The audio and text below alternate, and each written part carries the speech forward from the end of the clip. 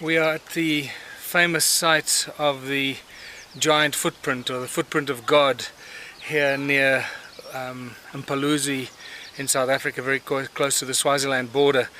Now this is one of the greatest examples of an ancient footprint, a giant footprint about 4 feet high in rough granite. It's between 200 million and 3 billion years old. That's what geologists will tell you. I'm going to just take you, if you follow me, up to the top where it's imprinted against the side of the rock, which means it's been around for so long that the tectonic plates and the movements have actually pushed it up at the apex of this little outcrop. It's quite spectacular, so just walk with me and I'll show you. I don't know of any other example of a footprint in rock that is as amazing as this, and this should be drawing 20 million tourists to South Africa every year, and nobody knows about it. It's unbelievable.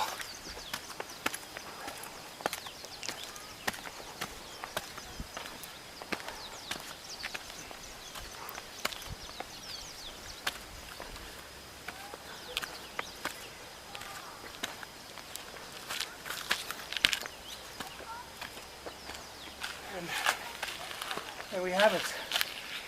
Let's get closer.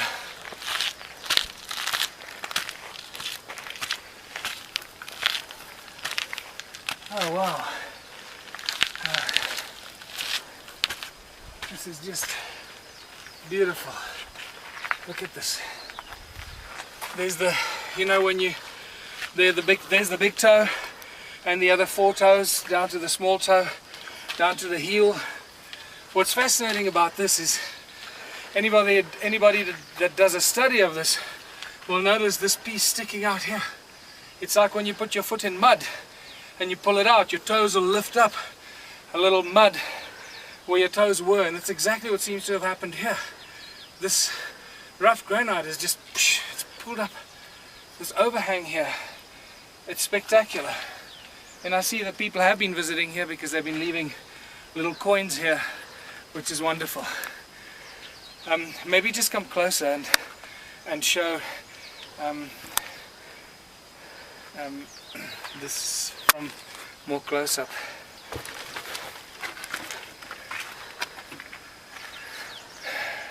Okay, well, I don't know who else has filmed this, but I think we'll put this up for everybody to see, for everyone to really appreciate this as a spectacular bit of human history.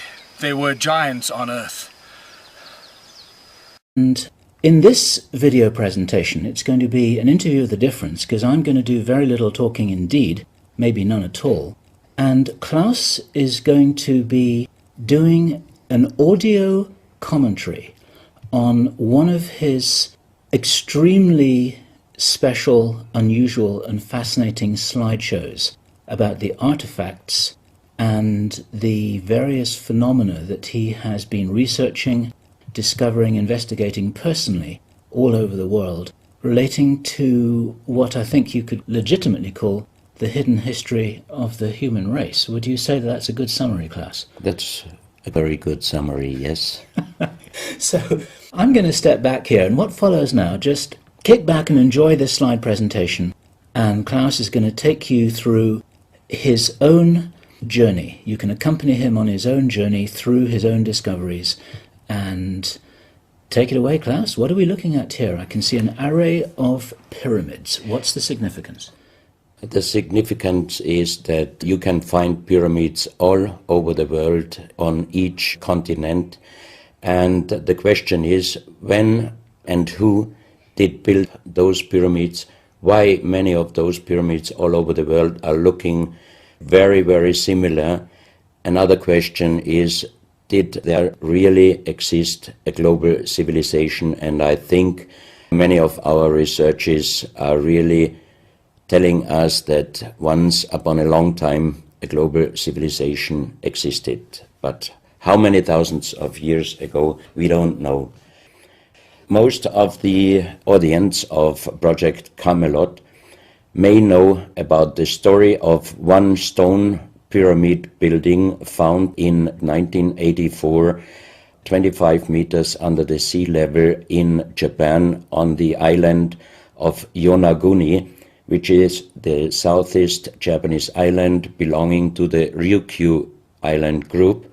And there is still a struggling of some international archaeologists who are saying that these monuments were done by nature.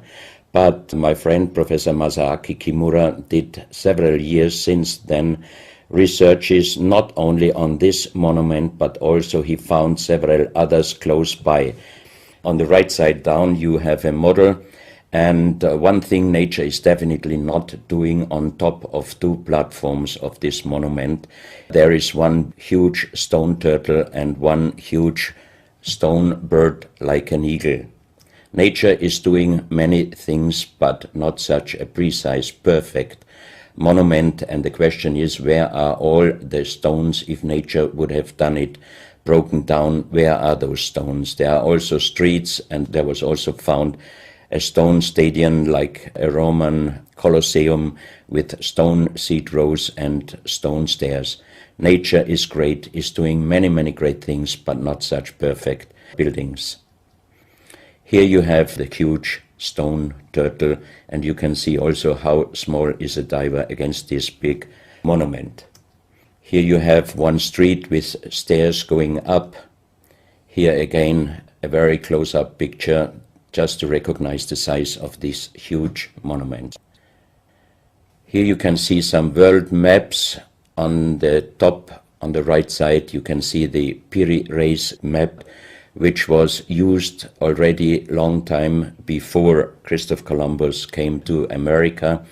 And you can see how perfect this map was already in the beginning of the 16th century, showing part of Europe, of Spain, Portugal, part of Western Africa, and also part of South America. We do not know until now who was able to make such a perfect map already centuries ago, and on the rest of the Piri Reis map, which we do not show on this picture, you can also see the Antarctic without ice. In 1956, researchers found out that the Earth under the ice mass at the Antarctic is exactly like the Piri Reis map was showing. So this Piri Reis map should be at least older than 10 to 12,000 years. But the next question would be, who was able to make such a wonderful world map? On the left side, on top, you see Atlantis, done by Athanasius Waldseemüller, and the map is the other way round. He did it the other way round, and you can see the continent between Europe, Africa, and also America. And you can see on the left side down different sides of a huge stone world map. This stone world map was found in 1984 while gold digging in Ecuador in an underground tunnel system with other 350 artifacts which do not really fit any known and existing South American pre-Columbian culture. On this stone map is a natural quartz line, a white one, and this is the front side of the world stone map, and you can see approximately in the Near East, close to Saudi Arabia, you can see an inlay as an eye. And from this eye to the right and to the left is a natural quartz line going on the right side over India, Thailand, and also there's a long island on the right side, which Professor Kimura's research gave him the statement that from the northeast Japanese island until far down after Taiwan, once there existed a huge continent. But then this world map must be older than at least 10 to 12,000 years. And here is the back side, and you can see on the right side coming the quartz line passing in the Atlantic, a continent, Atlantis, which in our days does not exist anymore. Then the white line is crossing part of South America, and here you have a close-up, and you can exactly see the Bay of Guayaquil, an inlay going up to north and a round inlay showing exactly the place where there were found those artifacts, and there is also the best quality water worldwide existing. One other very interesting artifact found on the same place in Ecuador is the so-called pyramid with the eye. The eye is an inlay, the stone is gray and white, and you have 13 steps, and it looks exactly like the pyramid with the shining eye on the $1. If you put this pyramid under black light, the eye is shining very strongly, and it looks really like an eye, but not real like a human eye. Here you have a close-up of the eye, and you can see the colors of the inlay. On the bottom of this pyramid, you have the inlay in little gold plates showing the Orion star constellation, and you have unknown writing. The translation of Professor Kurt Schildmann, who was the president of the German Linguistic Association, and he was perfect in more than 40 languages. He was able to translate this writing. He called it pre-Sanskrit because it is older than the oldest writing. And the translation of these 4 letters you can see here, his translation is "the Son of the Creator comes."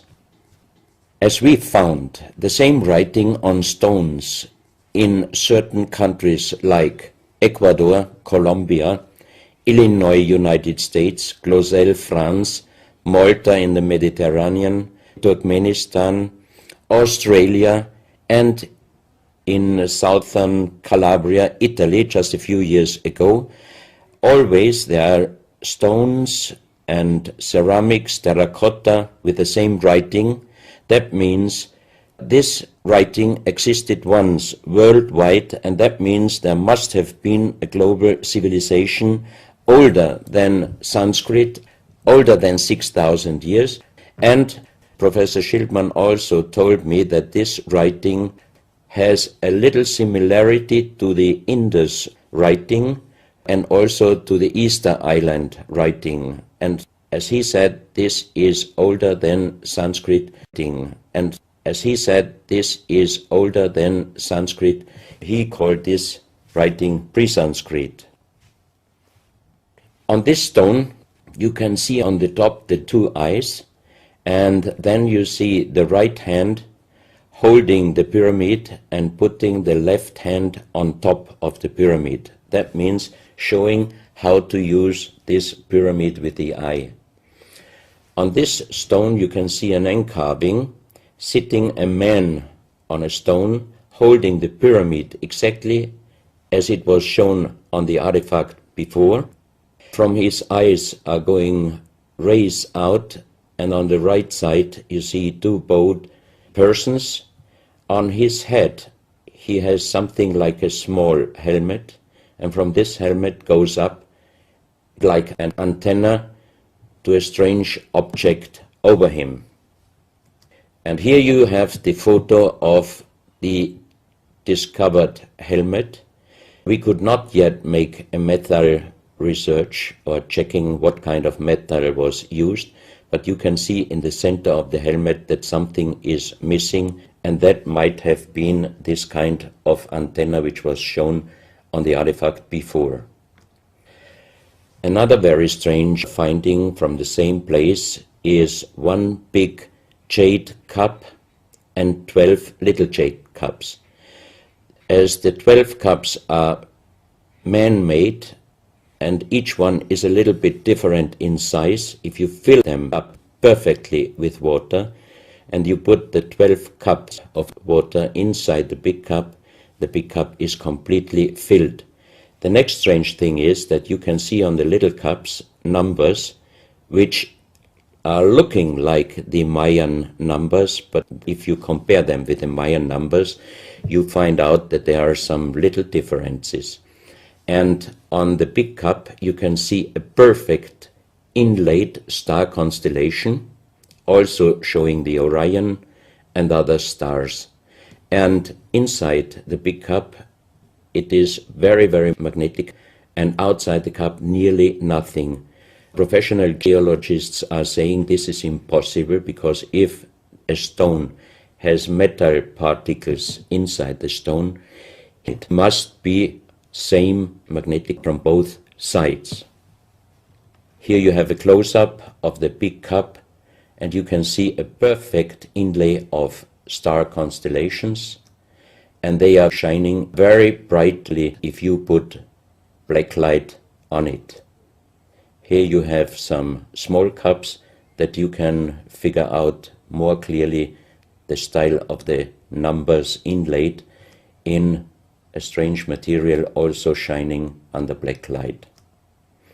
That's another piece, a jade plate with the same star constellation inlay like on the big cup, and two persons facing the sky, and on the next picture you can see that also the eyes of these two statues and the star constellation is shining very strongly under black light. This was once a hard-formed brown stone, changing the color in the center of the stone into black, which usually in nature does not happen. And you can see, if you look very close, you can see a face with closed eyes, with a mouth, the nose, a long beard and long hair. On the left side, the face and also the stone is broken. This is the reverse side of this stone.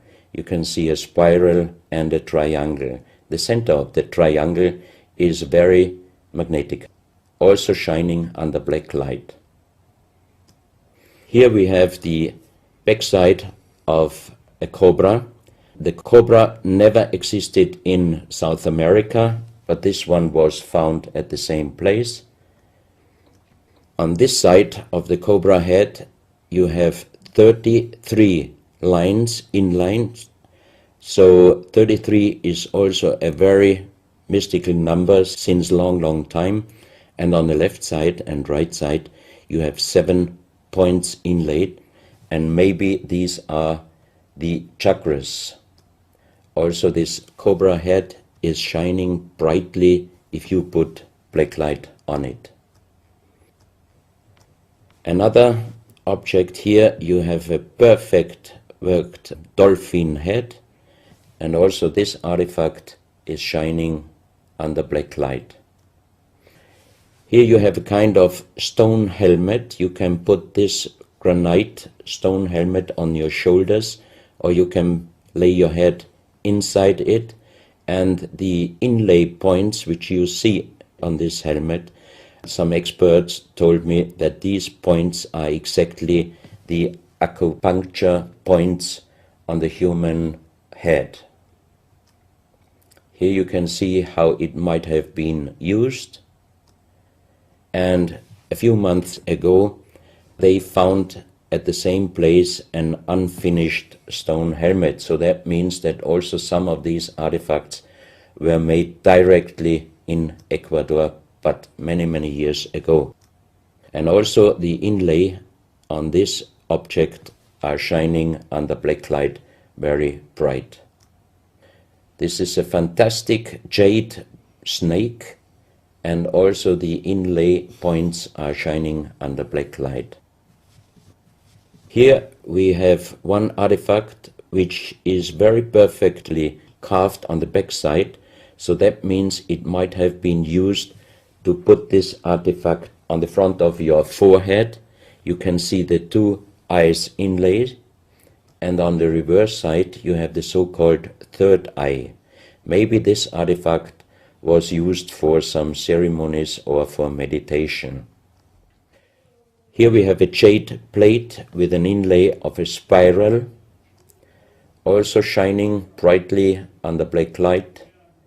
Another one, you can see 7 rings inlaid in the jade plate and also shining under black light. Maybe this also could be a presentation of the 7 chakras. Here is one of the ceramics found there. It's a great masterpiece, and the question is, how can you make this artifact out of one piece of ceramic? Here we have another pyramidal stone found also in Ecuador. On top you see the pyramid with the eye, and you have down several spirals and symbols. Some of them are very similar to the churchward Nakal plates, which he found 1880 in India, and the translation was talking about the sunken continent of Mu.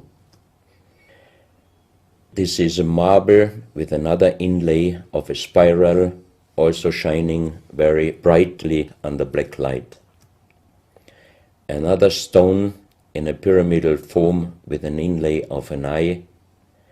Here you can see again the pyramid with the eye, and on the bottom you see the Orion star constellation, the 3 Orion stars, which might focus us to the 3 pyramids in Egypt. Here you have a ceramic statue. You can see the style of sitting is not real pre-Columbian style. It looks like the lotus seat from Asia. On top of this statue you have a head with some points, and it looks quite similar to many of the Buddha presentations. He holds a snake in his mouth. The snake is a very, very mystical and very often presented object.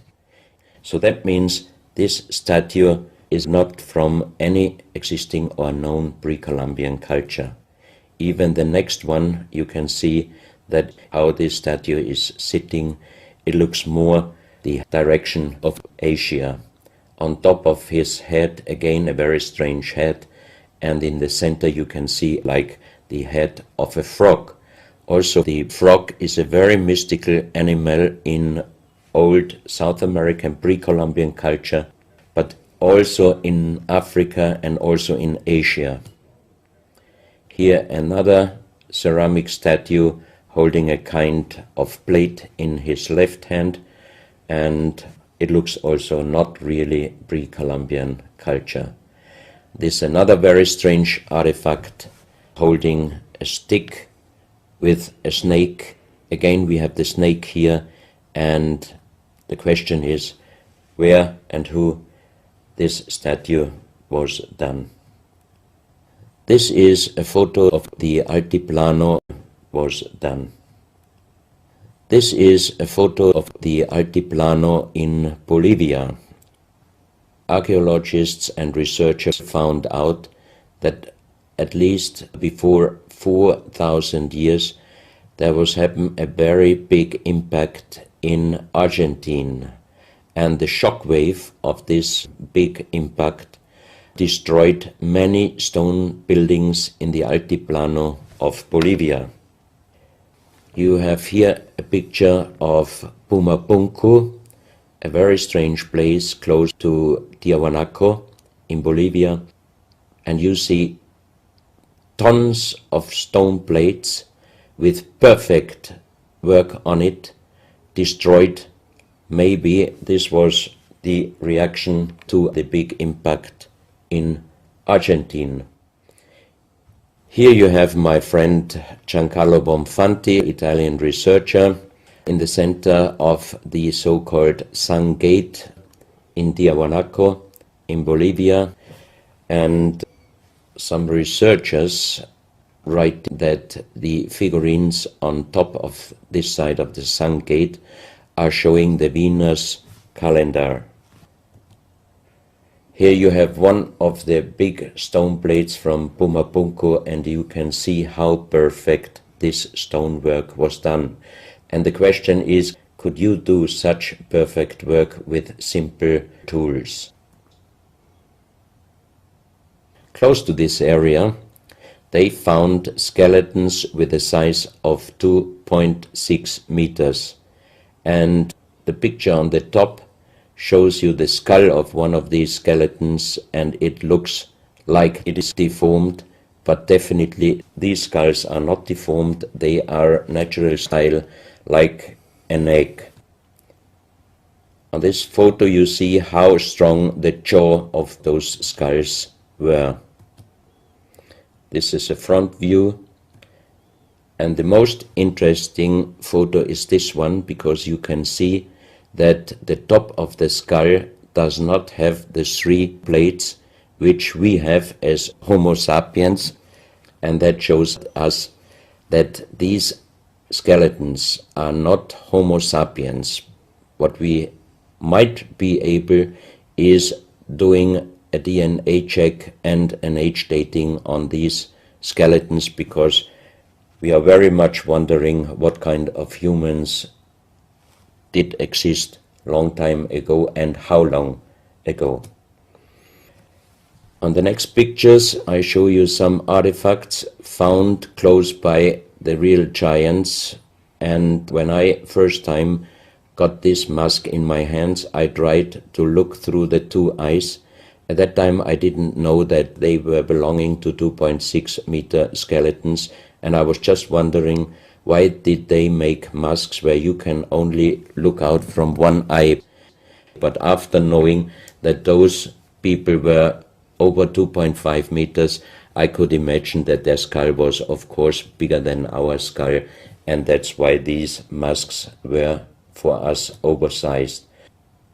That's another mask from Bolivia, another one with very wonderful encarving, many spirals and many symbols, which we also found in many other cultures.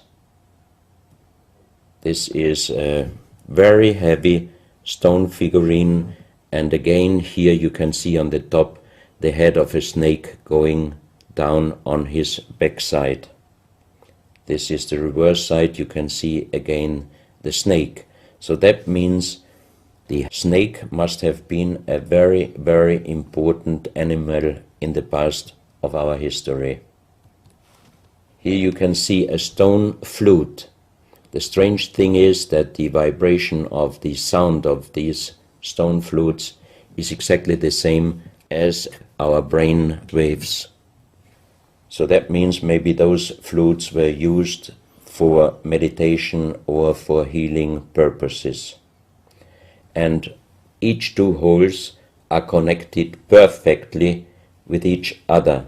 That means you can make perfect holes into this very, very hard stone, but how you connect with simple tools the 2 holes on the bottom, this would be even in our days a very difficult work to do. Because it's in the shape of a U and it curves round inside the stone. That's right. And with simple tools you are definitely not able to do such a work. And even the holes are very precise. This is the form of a boat, and you have 3 flute pipes at the end. Here you can see how perfectly they were made. This is another flute, very small. You can use it only with very soft blowing, and the sound is like the sound of the dolphins. This is an artifact where we do not have any idea for what purpose it was used. Now we are in Colombia. On the next few photos I show you very strange artifacts from Colombia in South America. The most famous industrial designer and architect in Colombia, Professor Jaime Gutierrez, is collecting strange artifacts from his country already since centuries. His most important piece is the so-called genetic disc. Here you can see a disc made out of lyddite, a very hard stone. It's nearly the same hardness as granite, but the structure of lyddite is like leaves, so it would be quite impossible to make the same disc in our days out of the same material. The diameter of this disc, we call it the genetic disc, is about 27 centimeters. And on this disc you have several things presented which usually you can only see with a microscope. For example, on the left side, around 11 o'clock, you can see one egg, human egg, without, and another with spermia. On the right side, at approximately 1 o'clock, you can see some spermias, and then you have several very strange presentations which we could not explain. But here on the left side you have a microscopic photo from the inside of a lady done by a Swedish photographer, and you can see that the egg without and with spermia looks exactly like the presentation on this genetic disc. On the reverse side you have on top several presentations of fetus in different size, different age, ending up with looks like a little child. You see also at the end of the plate around 6 o'clock female and male, and also on the right side around 9 o'clock you can see the presentation of man, woman and child. But the strange thing is how they present those human-like heads. Here you can see a knife done by the same material, lyddite. On top of the knife, on the handle, you have mother's head, beyond you have the child's head, and the umbilical cord is going around the neck of the child. So that means this knife would have been used to cut the umbilical cord, saving the child's life. This is a close-up mother, child and umbilical cord. This is an instrument. It might have been used for helping the child coming out, leaving the mother, when there were some complications. And it is also made out of the same material, lyddite. You have here the vagina and the child's head coming out, and on the reverse side you can put only your thumb inside. That means you can only use this instrument with your fingers, meaning you cannot use power. So that means it might be safer helping the child leaving the mother than our instruments we are using in our days, because sometimes the modern instruments, while being used, can damage the child's head. This, we think, is a medical instrument. It is also lyddite, and it's a perfect form. Another one, and these are other ones, they are very much smaller than shown on this photo. And when we did a material check in Vienna, the most expert worldwide checked those pieces. First of all, the material. Each one is done with lyddite, and the form itself, he checked them, and finally he said, I cannot tell you how they were done, who did they make, but the only thing I can definitely tell you, from the same material in our days, we cannot make the same instruments. So how old they are we do not know, but as they were found in Colombia and they do not fit any existing pre-Columbian culture, we must consider that those artifacts are at least older than 6,000 years. But we cannot explain what kind of technology they did use to be able to make such instruments and such tools made with lyddite.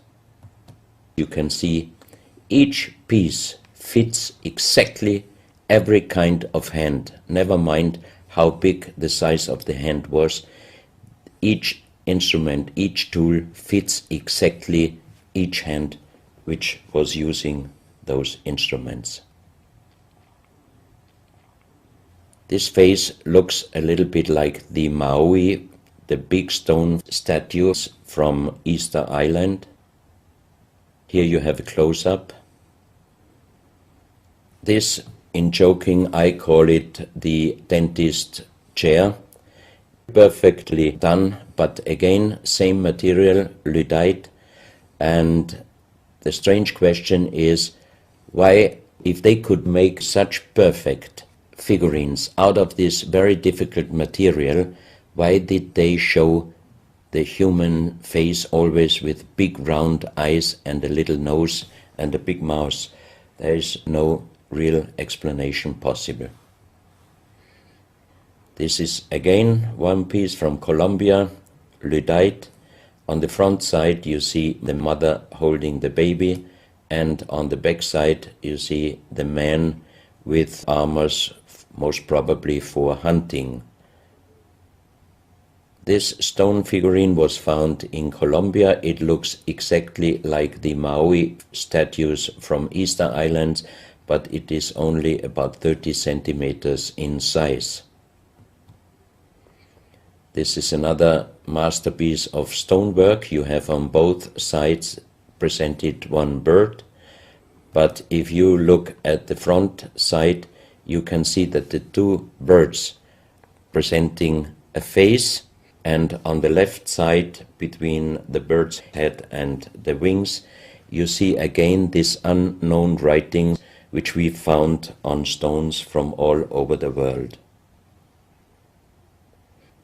This is the mother holding a child, very strange face, and it's a kind of jade material. This is another stone from Colombia, showing an armadillo. On top of the armadillo you can see a strange face with long ear and two horns on top. On this artifact you can see a smiling face on top. You have two triangles on this side, and on the other side, on the right side, you have a face. Again, the animal face on the right side, and some unknown symbols, and on the bottom of this object you see an animal, looks like a crocodile.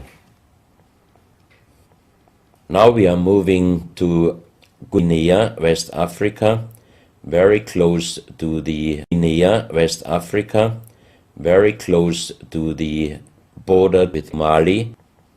They found on a huge granite mountain the half portrait of a lady done in granite stone, and the size of this statue from top of the head until the middle of the torso is exactly 150 meters. So this is a real big question. Who might have been able to do such a huge granite half portrait in a mountain at least 10 to 12,000 years ago? Because the Italian geologist Professor Pittoni was on the spot. He did these photos and he checked the earth on the bottom of this mountain, and his calculation was that this stone monument must have been done at least 10 to 12,000 years ago. But then we have the real big question: who could have been able to do such a big stone monument? Even in our days it would be impossible, or at least it would cost so much money that it would never be able to do. And if you look at the close-up of the face, some experts told me that this face definitely is not European, but also of course not black African. It must be either South American or Asian culture. But then again, we are at the point 10 to 12,000 years ago. It might be the civilization, the lost civilization from Atlantis. Close to this area in Sierra Leone, Professor Pittoni was in charge of diamond excavations. And as he heard in this area a legend about Allah was angry with some angels, and he put them into stone and throw them to the earth. He put the sky, also made it into stone and throw it to the earth, and he put the stars and throw them to the earth. The legend says that the sky you can see on this stone, they call them sky stones, sky blue stones found in this area under the earth. and we did research in Vienna. This is definitely artificial stone. It's not a natural stone, and all the material could be found, but the only thing they could not inform us is what kind of color did they use to get this real sky blue color.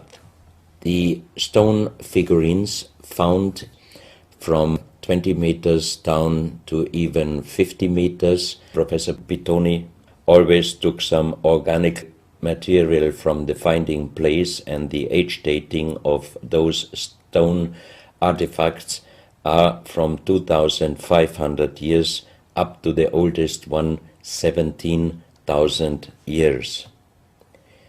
Here you have a granite stone, so-called nomoli, stone nomoli, with very nice encarving. Here you have a man sitting on an elephant, as there are also the legions of giants all over Africa. You know how big is an elephant. It's a wonderful stonework. It's very hard and very heavy.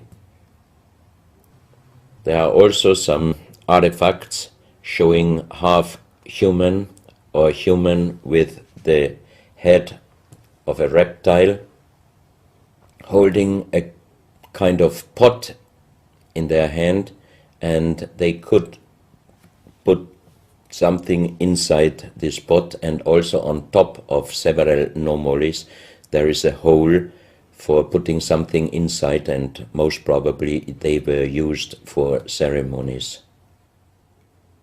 Here you have a kind of animal. It looks like a dinosaur, and when Professor Pittoni found this statue, it was making a strange noise, so he opened the statue, and they found inside the small black ball you can see on the bottom of the statue, and this was iron material. When we did the research on this artifact, and especially on this metal ball, next morning the professor called me and told me that somebody must have done a bad joke to me. I asked why, because the result of the research was this metal material is chrome steel, and chrome steel was found first time at the beginning of the 20th century in Austria. That means it was impossible inside a statue with the age of approximately 17,000 years. But when I called immediately Professor Pittoni, he was laughing and he said, "I'm a geologist. If a statue is making a strange sound, I do not open it just right away, but I did several X-rays, and you can see here on the right picture one of the X-ray photos, and you see that inside the closed statue already the round ball, the chrome steel ball, was existing. On this X-ray photo you can see exactly, and also Professor Pittoni saw that this statue in former days already was opened but perfectly closed again, and he called a specialist who opened it exactly concerning this photo, the small stone ball which was closing the hole inside, and you can see that the metal ball was already existing. Some of you might Some of you might have watched several pictures, photos on the internet of giant skeletons found in desert, in India, in China and other places. Most of those photos were competition photos to present Photoshop. Perfectly done.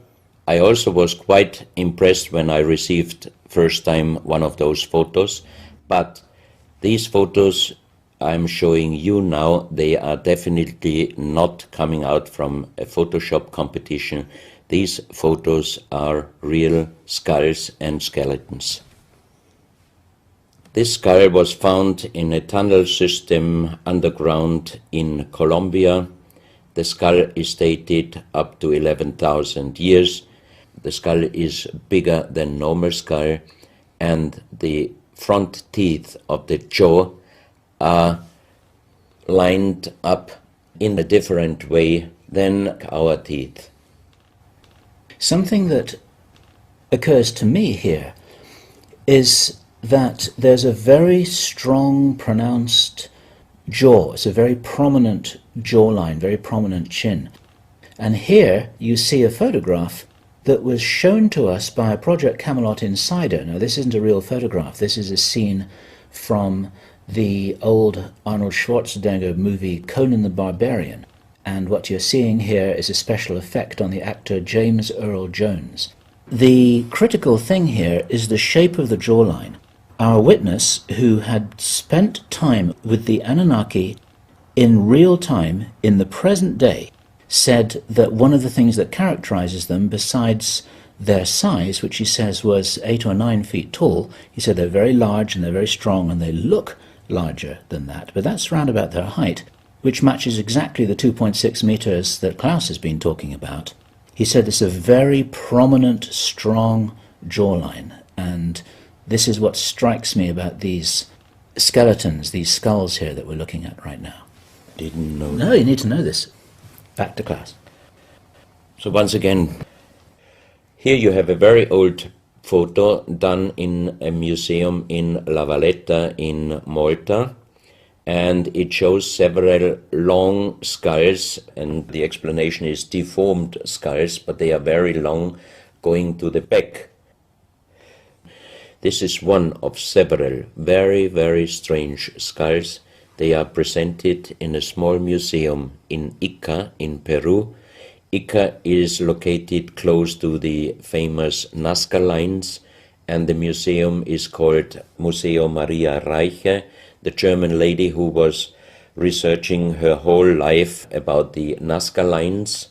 And in this museum you can see the most strange skulls I ever saw, all found in this area close to the Nazca lines. So the question is, what kind of humans were living there, and how did they get those skull forms?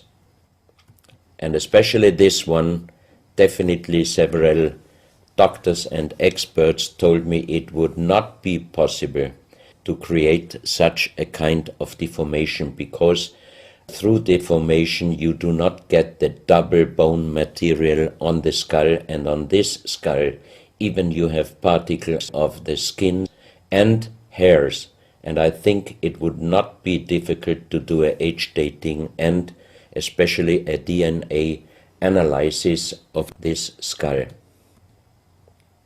On this picture I show you some legendary skeleton forms of giants. In the year of 1964, in the south of Ecuador, in the province Loja, there broke down a part of a mountain platform, and Father Carlos Vaca, who was working as a priest in hospitals, he was called to this place and he found the broken bones of a giant. Good. Well, Klaus, I asked you if you would take us on a journey, and for the last nearly an hour, I think it is, you've taken us on a fascinating journey, not only around the world, but through time, back as long ago as 17,000 years. And it's a real reminder of how little we know about what our history really is. These are important pieces of an important puzzle, and you're doing an enormous amount to raise people's awareness of what it is that we're not shown in many museums, what it is that we don't read in anthropological textbooks, and what it is that many university professors still refuse to recognize. And thank you so much for your part in helping to raise our own understanding of our history on planet Earth. Klaus, thank you.